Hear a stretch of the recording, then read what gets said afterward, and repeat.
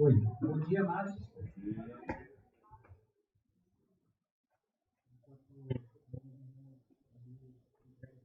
Na salinha, vai dar continuidade à nossa série de mensagens falando sobre a glória de Deus no advento.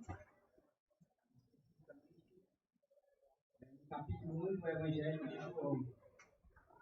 Na passada, a gente foi introduzido com o irmão Breno trazendo sobre a glória da divindade de Cristo, falando da pessoa do Verbo. Hoje a gente vai estar dentro do texto de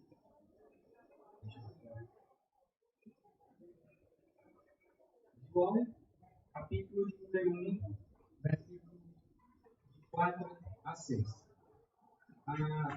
Meu propósito nesta manhã é trazer a compreensão de que o estado de escuridão espiritual na vida da humanidade, ela é solucionada somente quando a resplandecente luz raiar no coração do pecador.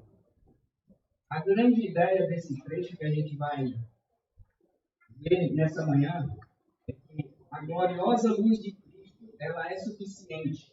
Ela tem em si a vida quanto à escuridão causada pela morte.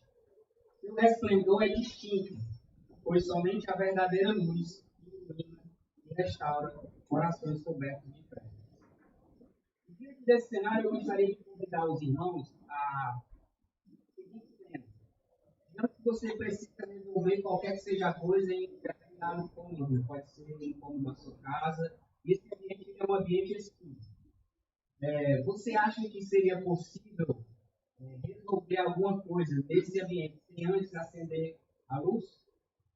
Obviamente que a resposta é não. Se você for nesse cômodo, por exemplo, vai fazer uma faxina de uma limpeza, vai acender a luz para você ver a poeira e onde você necessita chegar para fazer aquela faxina. De modo semelhante, se você naquele cômodo precisar fazer um retoque na parede, você também vai necessitar da iluminação da luz para você ver onde você vai fazer o reparo. Digamos que esse cômodo também seja um ambiente para qual você vai fazer as suas leituras, um local de leitura. É impossível, nós sabemos disso. Esquece a tecnologia do celular, você não vai ler no celular, você vai ler algo difícil. E você precisará da luz para você dar continuidade ou iniciar aquela sua leitura. Agora, eu também gostaria de convidar você a levá-los, a sua mente e os seus olhos, a um cômodo maior, que é o cômodo do mundo. E a gente vê que esse cômodo maior, esse cômodo do mundo, ele está repleto de trevas e de escuridão. O breu cerca o mundo de todos os lados pelas trevas, que foi causada desde a queda, por conta do pecado que adentrou o mundo. E essas trevas, ela é tanto em relação às ações dos homens, que ela é maldosa desde a sua meninice, conforme Deus falando lá em Gênesis 8, versículo 21, que Deus viu que a maldade do coração do homem era desde a sua meninice. Davi também, no Salmo 51, versículo 15, ele vai dizer que em pecado gerou a minha mãe. Então, desde a meninice, as ações dos homens são pecaminosas, são trevas. E também com relação à ignorância quanto ao que se refere ao homem buscar a Deus, conforme um trecho bem conhecido de Romanos, capítulo 1, versículo 18. Então, diante dessa realidade que nós temos, as ações dos homens que são maldosos, pecaminosos, da sua ignorância, quanto a eles quererem buscar a Deus, quais são os meios pelos quais esses homens, a humanidade, tem procurado abraçar para resolver esse problema das trevas? O que eles buscam e onde eles buscam? O que nós temos visto na realidade é que os homens têm buscado esses temas em ideologias, na política, na psicologia, em todas as coisas fora de Deus, fora de Jesus, fora das Escrituras. E é isso que a gente vai ver claramente. E fazendo para esse período natalino, nessa época, eles trazem o sentimentalismo, é muito forte, e eles trazem isso às suas vidas e tentam aplicar que eles podem, através desse momento natalino, trazer ou encontrar uma solução para essas trevas nas quais eles se encontram. O pastor Timothy Keller, no seu livro O Natal Escondido, falando de uma citação que ele viu no jornal americano, que tinha um enunciado falando sobre o Natal. E o enunciado desse jornal dizia o seguinte: o sentido do Natal é que o amor triunfará e conseguiremos construir um mundo de união e de paz. E ele, resumindo essa ideia que esses autores colocaram ali, é que, na realidade, os homens estão declarando que eles têm uma luz interior e que eles são, por si próprios, capazes de dissipar as trevas que existem dentro dos seus corações. Né? Quando, na realidade, a gente sabe que é impossível o ser humano reformar a si mesmo, ter luz própria em si mesmo para poder se salvar, se ou transformar a humanidade. Eu gostaria de ler aqui para vocês essa citação. Diz assim: a única luz que produz vida em meio ao caos sempre é de fora. É externa. Havia caos e trevas antes da criação da terra. Deus disse: haja luz. E a luz resplandeceu. A queda trouxe um caos de efeitos maiores, trevas espirituais. Mas a luz raiou, trazendo uma nova criação que resplandece, de caráter eterno. Eu gostaria de ler com os irmãos o trecho de João, capítulo 1, versículo de 4 a 9. Por favor. A vida estava nele, e era a luz dos homens. A luz resplandece nas trevas, e as trevas não prevaleceram contra ela. Houve um homem enviado por Deus, o seu nome era João. Ele veio como testemunha, a fim de testemunhar da luz, para que todos crescem por meio dele. Ele não era luz, mas veio para dar testemunho da luz, pois a verdadeira luz que ilumina a todo homem estava chegando ao mundo. Vamos orar? Pai, estamos diante da tua palavra, da revelação infalível, da poderosa palavra. Nós queremos te pedir que o Santo Espírito esteja mantendo os nossos corações meditativos e vale aos nossos corações. É isso que nós chamamos. Amém. O que nós vamos ter aqui nesse trecho é João afirmando que uma luz estava chegando e que essa luz ela tinha algo inerente a ela, que era a substância da vida. Essa luz ela teria como a função de iluminar os seres humanos e a sua força seria capaz de resplandecer e de prevalecer sobre trevas densas. O anúncio seria dado por um precursor, por um arauto que iria anunciar a mensagem. E essa mensagem, esse arauto ele iria fazer a distinção. Ele era apenas o encarregado de trazer a mensagem. Ele era apenas o mensageiro. Ele era apenas o anunciador. E seu testemunho consistia em proclamar que a luz que chegaria poria fim às trevas espirituais, libertaria da escuridão do pecado e da morte todos os que crescem, tornando-os assim, filhos de Deus, tornando-os também filhos da luz. Então, diante disso, desse cenário, pensando sobre Cristo como luz, eu gostaria de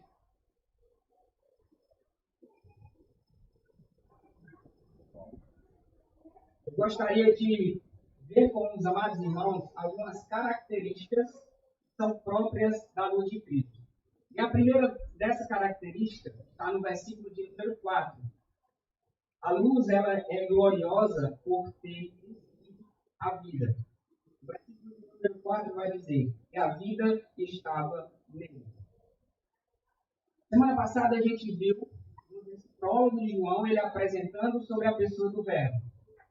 Como ele sendo eterno, como sendo criador, pessoal. Agora a gente vê a declaração de João dizendo que a vida estava nele. Não apenas que ele era o possuidor da vida, mas que ele é a fonte de toda vida. Pois assim como Deus, que vai falar aqui em João 5,26, tem a vida, também concedeu ao Filho ter a vida.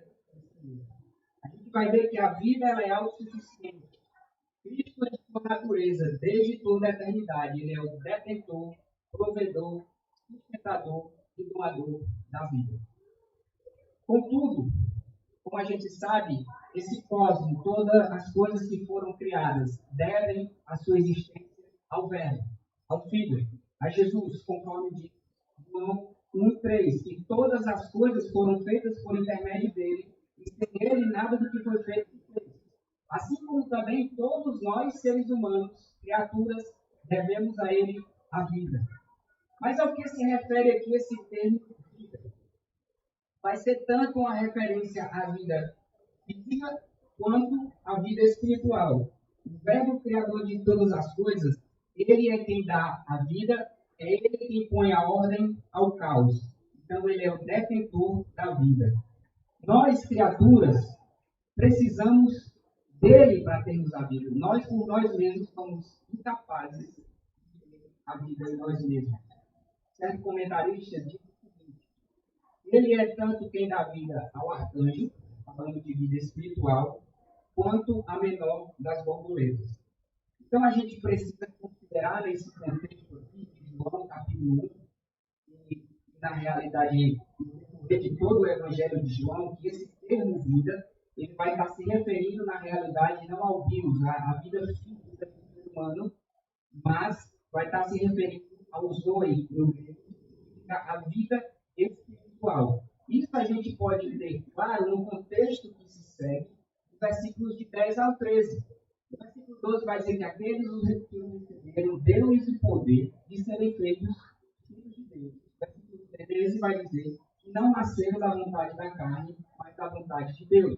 Quando a gente prossegue no Evangelho de João, para a gente ver que João está falando sobre essa vida espiritual, ao menos 35 vezes ele vai falar a respeito de vida espiritual.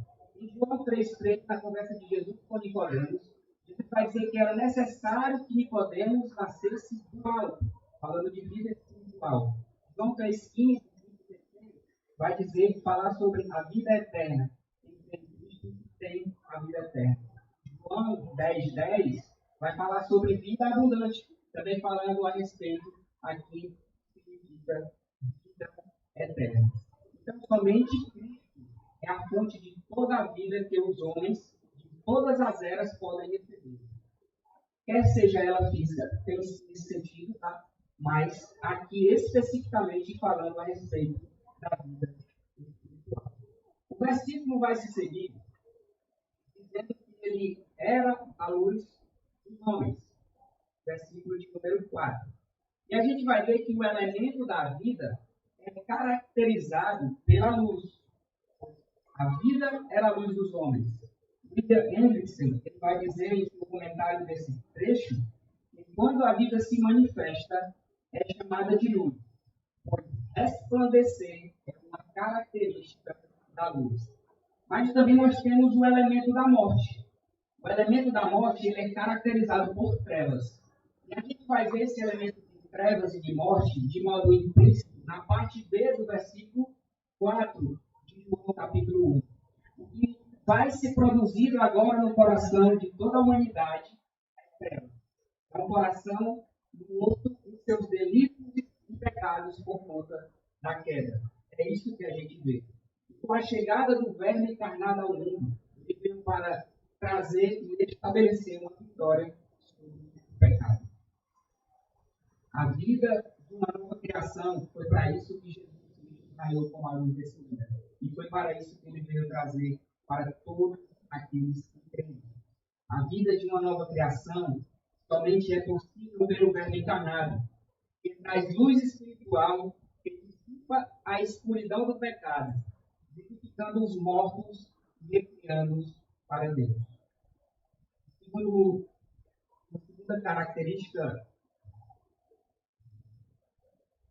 Uma segunda característica da luz que a gente vai ver é que a luz ela é gloriosa por seu resplendor nas trevas.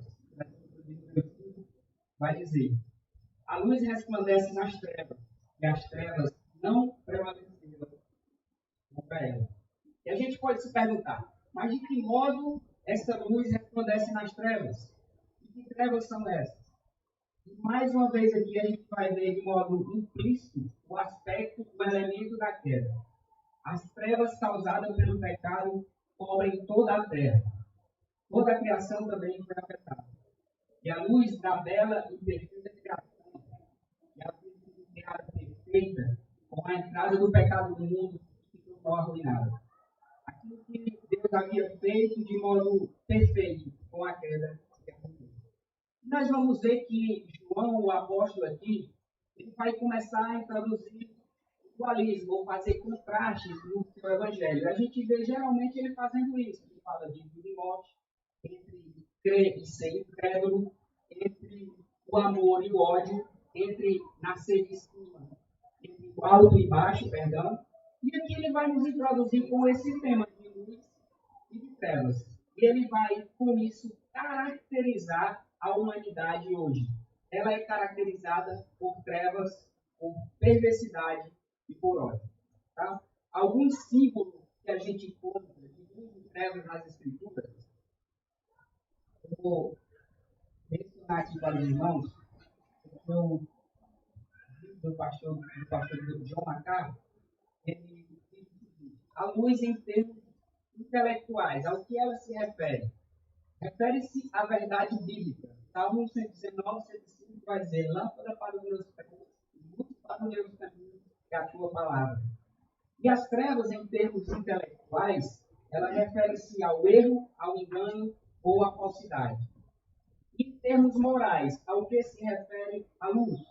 Refere-se à santidade ou à pureza. 1 João 5 vai dizer que Deus é luz e nele não habita trevas nenhuma. E ao que se refere o termo trevas no sentido moral? A uma conduta errada e ao pecado. Em João 3,19 vai dizer que os homens amaram as trevas mais.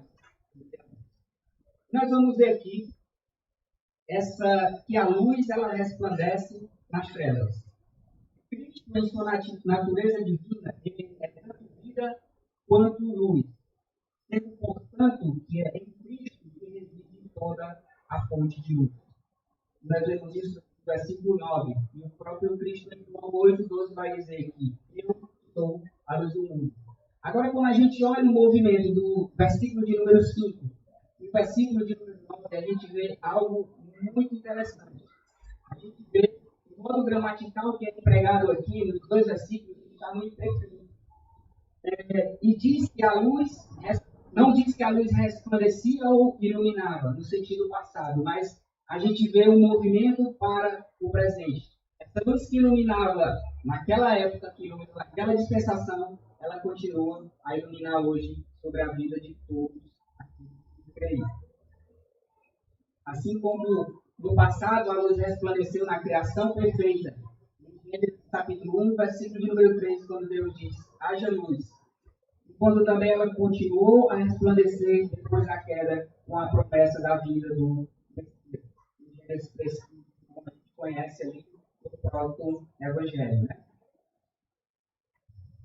A gente vai ver também agora que essa luz ela continua a resplandecer. Ela resplandeceu antes e ela resplandece hoje. Assim como o sol, desde a criação, Deus, até que houvesse mundo, ele continuaria a funcionar com todos os seus filhos. Assim também a luz de Cristo, ela continua. Ela é presente. Essa luz, ela sempre resplandeceu. A gente vai poder ver isso na criação. A gente vai ver que essa luz, ela resplandecia em Êxodo, ali no Cordeiro Pascal, que precisava ser imolado. A gente vai ver que essa luz ela resplandecia nas ofertas, sacrifícios que eram apresentados no tabernáculo. A gente vai ver que essa luz de Cristo ela resplandeceu com a serpente de bronze que foi levantada no deserto, e aqueles que punham nele a sua fé, vendo para aquela serpente, eram curados. Essa luz resplandeceu. Essa luz também ela resplandeceu na vida dos patriarcas, conforme a gente vê em Gênesis capítulo 49, versículo de número 10. Essa luz, ela resplandeceu nas promessas que foi feita aos israelitas, de que Deus enviaria um profeta no qual as pessoas lhe dariam ouvido, em Deuteronômio capítulo de número 18. Essa luz, ela continuou a resplandecer na promessa que Deus fez ao rei Davi, que ele teria uma dinastia eterna que jamais teria fim. Essa luz de Cristo, ela também resplandeceu na promessa que foi dada aos santos profetas do passado. E essa luz chegou ao mundo, resplandecendo na vida dos homens. Mas a gente vai ver, na parte B do versículo 5, que as trevas não prevalecem contra ela. O que são essas trevas? São as trevas da incredulidade, do pecado, do ódio aberto contra a luz. Embora o ser humano tenha sido feito e criado à imagem de Deus, sendo dotado de capacidade, de razão, de inteligência, ele é capaz de entender verdades e conceitos tanto naturais quanto intelectuais. Ele, portanto, tem, por conta do pecado e da queda, o seu coração se tornou entenebrecido, se tornou o homem mergulhou de ponta cabeça em um lago, um pântano cheio de escuridão e lamaçal do pecado. A gente vai ver que a entrada do pecado trouxe treva na mente dos homens, de modo de que eles não querem reconhecer a luz como luz, o Senhor como Senhor, o Salvador como Salvador. A gente tem capítulo 1, versículo 22 ao 24. As trevas aqui mencionadas diz respeito à humanidade caída que está na escuridão do pecado. Eu vendo alguns comentários a respeito desse texto, e alguns comentaristas dizem que, ao invés de a gente estar na maioria de nossas traduções, de que essa ideia de as trevas não prevaleceram, as trevas não sobrepujaram, não extinguiram a luz, a gente falou apenas nessa ideia vai se tornar um sentido muito fraco. Mas eles dizem que a ideia mais apropriada seria de que as trevas elas não se apoderaram, não tomaram posse, não tomaram percepção da luz que era chegada ao mundo, porque os homens estavam mergulhados em trevas. Então a gente vai começar a ver, João vai nos dizer aqui, destacando bem o Evangelho, esse conflito entre reinos, digamos assim, o reino de Deus e o reino das trevas. E a gente vai ver a reação do mundo de trevas. Qual é essa reação desse mundo caído, desse mundo de trevas? Em João, capítulo 3, versículo de número 19, vai dizer: o julgamento é este. A luz veio ao mundo, e os homens amaram as trevas em lugar da luz. Por quê? Pois as suas obras eram más. Versículo 20. Porque todo aquele que pratica o mal odeia a luz e não vem para a luz, para que as suas obras não sejam expostas. Quando a gente vai para o trecho agora de 2 Coríntios, capítulo de número 4, versículo de 4 a 6, a gente vai ver algo destacado aqui pelo apóstolo Paulo, quando ele está falando em que se concentra a mensagem do Evangelho que ele pregava. Versículo 4 diz, 2 Coríntios 4 diz o seguinte: entre os quais o Deus desse século cegou a mente dos incrédulos, para que não vejam a luz do Evangelho da glória de Cristo, o qual é a imagem de Deus. Pois não pregamos a nós mesmos, mas a Jesus Cristo, Senhor, e a nós mesmos como vossos servos por causa de Jesus. Porque Deus das trevas brilhará a luz. Ele mesmo que brilhou em nossos corações para a iluminação do conhecimento da glória de Deus na face de Cristo. Pastor João Pai, ele comentando a respeito desse texto aqui, ele diz o seguinte: esse texto significa que o coração entenebrecido e confuso do incrédulo, Deus faz o mesmo que ele fez na criação repleta de trevas, no início do mundo, quando ele disse: haja luz, e houve luz. De modo semelhante, ele diz ao coração cego e entenebrecido por conta do pecado: haja luz, e a luz resplandece no coração do pecador. E esta luz, ela está disponível no mundo hoje. Ela raia hoje. Jesus é a luz do mundo. E a gente vê a ação gloriosa da luz, porque ela resplandece nas trevas. E a gente vai partir para o nosso terceiro ponto, e a gente vai ver que a luz ela é gloriosa porque por ela ser distinta, os versículos 3 a 8. Vamos ver. Houve um homem enviado por Deus, seu nome era João. Ele veio como testemunha, a fim de dar testemunho da luz, para que todos crescem por meio dele. Ele não era a luz, mas veio para dar testemunho da luz. Aqui a gente vai ver, eu chamei João aqui de candeeiro, até João 5, Jesus vai falar sobre ele, como a candeia que ardia também, a gente vai ver mais à frente. Mas o que seria então esse candeeiro? O que seria um candeeiro ou uma luminária? É uma espécie de dispositivo que serve para distribuir a luz em um determinado ambiente na qual você queira projetar. Então, a gente vai ver que o candeeiro ele projeta a luz, mas ele não é a luz e ele carece da luz para iluminar o ambiente. Então, a luz ela é distinta aqui do candeeiro. E é isso que a gente vai ver. Para que João veio? Qual era a sua missão? Qual era o propósito? Dar testemunho da luz. O Verbo encarnado estava chegando ao mundo para iluminar o coração do pecado. A gloriosa luz de Cristo estava chegando ao mundo. E essa eram as boas novas de grande alegria. Eram as boas novas do Evangelho que estava chegando. E é interessante a gente ver que nem mesmo o próprio João aqui, o Batista, ele advogava para si que ele era a luz.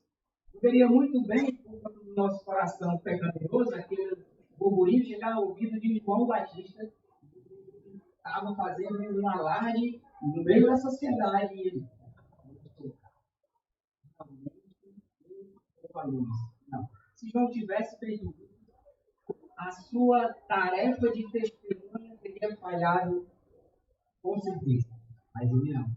Ele não disse que era a luz. Ele veio para dar o testemunho da luz. E é interessante que esse testemunho vai provar o que diz João 3,16, porque Deus amou o mundo. Prova o grande amor de Deus pelos pecadores perdidos. O próprio nome de João vai significar que Jeová é precioso, revela isso. E a graça sobre graça, conforme João 14 estava chegando ao mundo. Eu gostaria de ver com os irmãos, tendo em mente essa ideia de que João não advogou para si ser o Cristo, ser a luz, e tinha essa distinção entre o mensageiro e a mensagem. A gente vê isso falando, apresentando sobre a pessoa de Cristo, no versículo 1 e 2 e no versículo 9. E a gente vê sobre João nos versículos de 6 a 8 que nós lemos. E diz assim, esse contraste entre a mensagem e o mensageiro. Cristo era desde a eternidade. João veio. Cristo é o Verbo. João é o Filho do Homem. Cristo é o próprio Deus. João é comissionado por Deus. Cristo é a verdadeira luz. João, ele veio para testificar sobre a luz verdadeira. Cristo é o objeto da fé. João é o agente por cujo testemunho os homens vêm a confiar na verdadeira luz, que é Cristo. Então, o que a gente vai ver aqui, é que a gente chama na teologia de período interbíblico, ao menos 400 anos de silêncio da parte de Deus, uma palavra profética. Havia o templo, havia sacrifício, havia sacerdotes, havia louvores, havia culto, mas não havia palavra de Deus. Não havia palavra profética de Deus. Então Deus enviou um testemunha, João Batista, para dizer que estava chegando a luz ao mundo. João não advogou isso para si, conforme a gente viu. João, ele era apenas o anunciador. João, ele era apenas o candeeiro, ele não era a luz. João era aquele, ele tinha isso em mente de que ele deveria diminuir e que o cordeiro deveria crescer. O cordeiro é a luz, não ele. Não ele que tinha o poder de salvar, mas somente Cristo. Isso faz uma implicação bem prática e simples para nós como igreja. Vai pregar o Evangelho? A autoridade não é sua, é das Escrituras. Prega unicamente o santo e glorioso Evangelho. Ponto. Quem transforma é o Evangelho Salvador do Senhor Jesus Cristo. Romanos 1,16, porque o Evangelho é o poder para a salvação. E a gente consegue ver aqui também esse sentido da palavra testemunha, que significa que é aquela pessoa que dá um depoimento competente sobre o que viu, sobre o que ouviu e sobre o que experimentou pessoalmente. Nos versículos 29, 32 e 34 desse capítulo 1 vai dizer exatamente isso. Versículo 29 diz: no dia seguinte, João viu Jesus, que vinha em sua direção. Verso 32 vai dizer: João deu testemunho dizendo: vi o Espírito descer do céu como pomba e permanecer sobre ele. No versículo de número 34, eu mesmo vi e já vos dei testemunho de que este é o Filho de Deus. Então, João assevera de que essa luz que estava chegando era a verdadeira luz. João dá um testemunho verídico, autenticando a mensagem à luz de Cristo.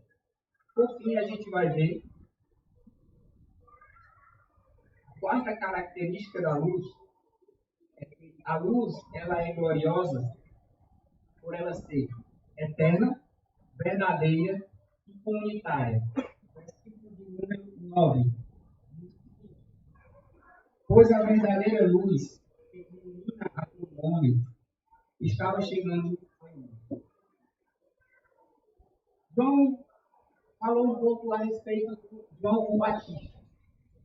E aqui ele continua o seu argumento falando sobre o verbo. Na realidade, não, que ele falou dos versículos 1 a 5 sobre o verbo, aí tem uma pausa, agora eu vou apresentar o mensageiro do verbo.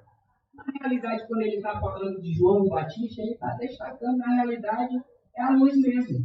Ele diz que ele veio dar testemunho da luz, ele veio dar testemunho da luz, que cresça em fosse salvo. João não faz esse intervalo. Na realidade, ele já está apresentando na realidade a luz. Mas a gente vai ver aqui ele falar do destaque sobre a questão de uma luz verdadeira. E o significado de verdadeira aqui quer dizer que é uma luz que ela é real, que ela é ideal, que ela é genuína. Cristo é a luz perfeita e real que estava chegando ao mundo. O pastor Hernandes Dias Lopes, comentando esse trecho de João, ele vai destacar duas palavras que aparecem no grego para identificar, para discernir, para dar um conceito de verdade. E a primeira delas sobre verdade significa, é a palavra alex, que significa verdadeiro em oposição ao falso, ou aletios, que significa real ou genuíno, em oposição ao que é ilusório, ao que é irreal. Então significa que Cristo é a única luz verdadeira e é Ele quem guia os homens no caminho certo, tirando do caminho ilusório de trevas e de morte e colocando-os no caminho de luz e de vida. Somente Cristo é essa luz verdadeira. E é interessante que a gente vai ver também essa questão da luz, porque o verso vai nos mostrar duas realidades. Ele vai nos mostrar a realidade de que a luz que era chegada, o verbo encarnado, ele era santo, perfeito e justo. Por quê? A gente vai ver que ele é a verdadeira luz que ilumina os homens, mostrando assim que esses homens estavam em trevas.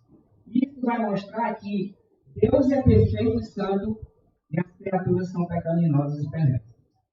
Por isso elas carecem de ser iluminadas. Por isso elas carecem da verdadeira luz. E João vai fazer esse contraste. Por quê? Se não houvesse trevas, qual necessidade haveria de luz? Então ele mostra esse contraste de que vocês estão em trevas, se vocês não têm Cristo, vocês não têm a luz, se vocês permanecem Incrédulos quanto a crer no verbo encarnado, vocês estão em trevas. Então, a luz vem porque vocês estão mortos em delitos e pecados, conforme diz Efésios capítulo 2, versículo 1. Vocês carecem de que uma luz externa de fora ilumine as vossas mentes e corações para que vocês ressuscitem da morte espiritual e tenham luz e vida. É isso que João vai nos mostrar aqui. Então, João prossegue e a gente consegue ver três qualidades. Eu acho que eu não coloquei aqui no slide, mas tem no esboço. Três qualidades da luz. Eu acho que foi o contrário.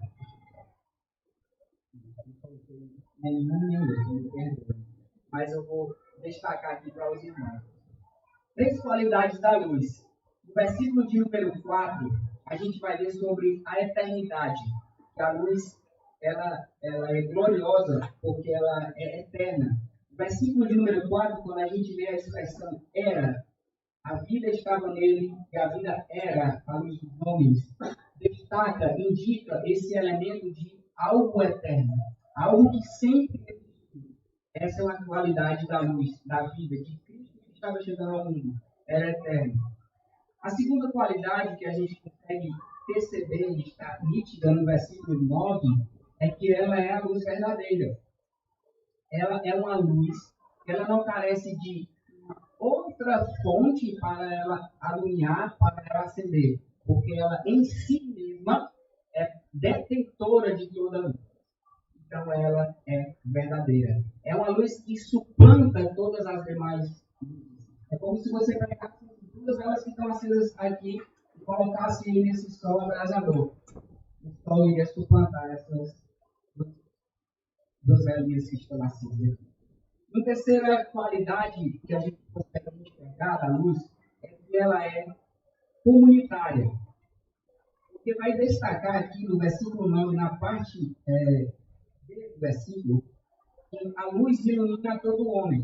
A luz, ela iluminava, o João está querendo dizer, a vocês judeus e aos gentios, aos ricos, aos pobres, aos pretos, aos brancos, às mulheres, aos homens, aos meninos, às meninas, os velhos e os novos. A luz, ela tem o potencial de alcançar todas as pessoas que creem. A gente vê que os seres humanos, como a gente viu no início da nossa introdução, o pastor Keller, ele fala que os homens tentam arranjar meios fora de si para ter a luz, com as suas ideias, colocando as suas esperanças no mercado, na política, na ciência, na psicologia, em todo tipo de coisa. E eles andam como aquelas pessoas que estão tateando no escuro e não sabem aonde chegar e não encontram paz, porque eles não têm a verdadeira luz. Quando a gente lê o texto de Isaías 9, versículo 12, vai dizer que o povo estava nas trevas, viu uma grande luz que resplandeceu. Mas quando a gente volta no versículo 8, nesse mesmo profeta Isaías, no versículo 18 a 22, quando alguns mal conselheiros dizem para eles buscar nos adivinhos, os deuses, uma luz, Deus vai dizer para eles não fazerem isso, porque somente Ele é a fonte de toda luz. Não podemos ir a especialistas, a gurus, a qualquer tipo de coisa que seja para encontrar alguma luz, porque somente Cristo é a luz que raiou, e essa luz está disponível hoje. Bom, por fim, aqui para a gente finalizar, vai dizer que aqui é a luz que ilumina a todo homem. Aqui não diz respeito a uma proporcionalidade estatística. Cristo ele brilha sobre todo ser humano no que diz respeito à eficácia de sua obra. Porém, não há aqui espaço para o universalismo. Ele só ilumina aqueles que creem nele. E essa luz ilumina salvificamente. O versículo de número 4 vai destacar a mesma ideia que aqui. Tanto como ele era a luz. O versículo 4 vai dizer que ele era a vida. E a vida física, como vida espiritual, aqui também vai trazer essa ideia. Embora os homens eles tenham a capacidade intelectual, da razão, eles para entenderem as coisas, os conflitos, eles também, porque Deus plantou nos seus corações e eles têm a capacidade de entender e compreender e tomarem uma decisão, obviamente, primeiramente a obra do Espírito Santo, mas eles também são responsáveis por aceitarem a luz de Deus. Quando eles rejeitam, eles são entregues a si mesmos, conforme diz Romanos. Então a gente deve entender o sentido de luz no que diz respeito aqui à regeneração dos eleitos, a luz espiritual que dá vida ao pecador em trevas, pelo novo nascimento. Portanto, é nesse sentido de luz que João fala aqui. Ele vai dizer que a luz ilumina a todos os eleitos em todas as eras. Para finalizar, eu vou ler aqui uma citação de bispo bíblico. Ele diz que Cristo é para as almas o que o sol é para o mundo. Assim como o sol ele produz vida, saúde, beleza, dá resplendor, Cristo também ele produz vida espiritual, saúde, resplendor sobre as trevas. Cristo é uma luz que raiou. Uma pessoa em sua maior estado de insanidade, ela passa a odiar o sol, eu não quero o sol, e ela decide habitar em uma caverna escura, porque ela não quer ver, sentir de modo nenhum o raio do sol, e ela veda os seus olhos, ela é culpada por si própria de não querer isso, porque o sol permanece lá, para iluminar, para dar vida, para produzir coisas boas para essa pessoa, para trazer benefícios para ela. A culpa não é do sol, o sol permanece lá. Assim também, Cristo permanece raiando. Aquele menino que nasceu, cresceu, cumpriu a obra perfeita de Deus Pai, está à destra de Deus Pai, e ele ainda continua raiando e disponível a todos aqueles que creem.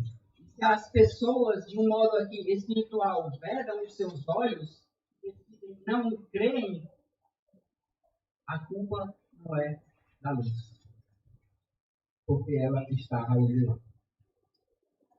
Para finalizar, a citação que eu havia feito na introdução, eu concluo com o seguinte: a única luz que é produzida em meio ao caos sempre é vinda de fora, é externa.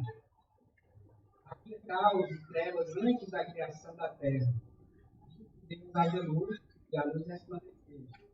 A queda trouxe um caos de efeitos maiores, trevas espirituais, mas uma luz raiou, trazendo uma nova criação que resplandece e de caráter eterno. Você está aqui essa manhã e você ainda não confessou a Cristo como seu único Salvador, essa luz continua a raiar.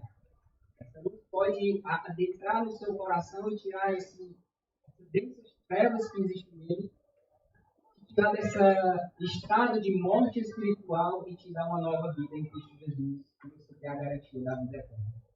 Certo? Vamos orar. Pai, nós te agradecemos pela tua palavra, agradecemos essa luz que raiou, essa luz que iluminou os nossos corações e mentes, dando vida, e tirando de um estado de morte, de perseguição e de condenação por conta do pecado. Obrigado a Deus, porque a luz ela nos deu vida. Obrigado, Senhor, pelo teu Filho que foi enviado. Nós te agradecemos.